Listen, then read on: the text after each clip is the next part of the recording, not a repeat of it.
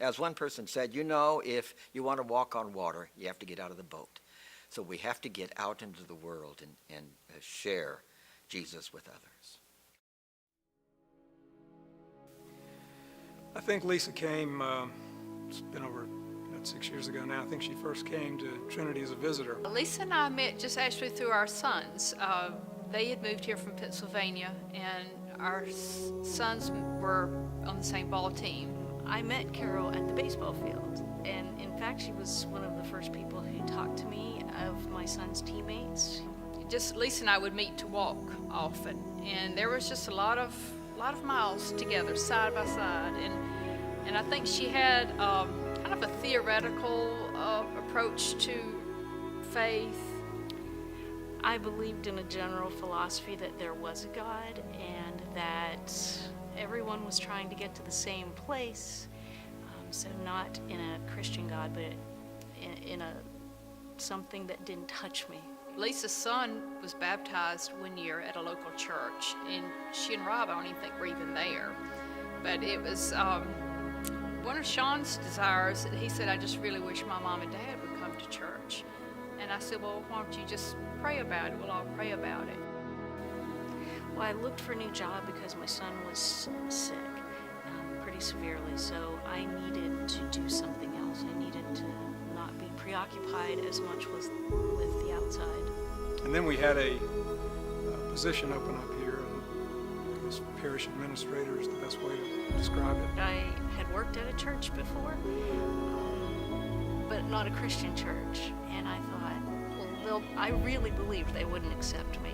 But there was something about her, I don't know exactly how to describe it, but I think maybe it was a personality. I started going to the services and sort of thinking, I'm uncomfortable here. Lisa started participating a lot in some Bible studies, just in reading on her own with a group. I think, and a lot of it was just the shoulder-to-shoulder time, just in conversation in a non-threatening way. You could just see her heart being softened. Just kept growing, and the feeling just continued to. And I started to feel more at home and more comfortable with a Christian walk. It took a long time. I was about ready to club her on the head, but it took a while.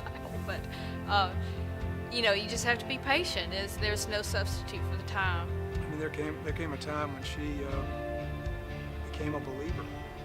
Confirmation is always a special day here. It was a wonderful day because I had a friend who brought me to Christ, involved in that. I think when she realized that through the words the bishop said to all of those who were gathered and throughout that service, that it just became even more real for her. I think it's in 1 Peter 3:15, I hope I'm correct, where it just says to serve Christ alone and to be ready to give response to anyone who asks for the joy you have. What's the reason? But to do so with gentleness and respect.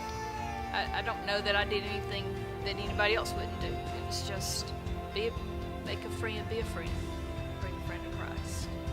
I often would say to anyone that's struggling for why we need evangelism, for example, that it just energizes your whole congregation, because before they're just cruising along as they've always done, and then you have somebody who comes to faith in Christ, and the excitement that brings to that person, but also to the people around them is just, it can change a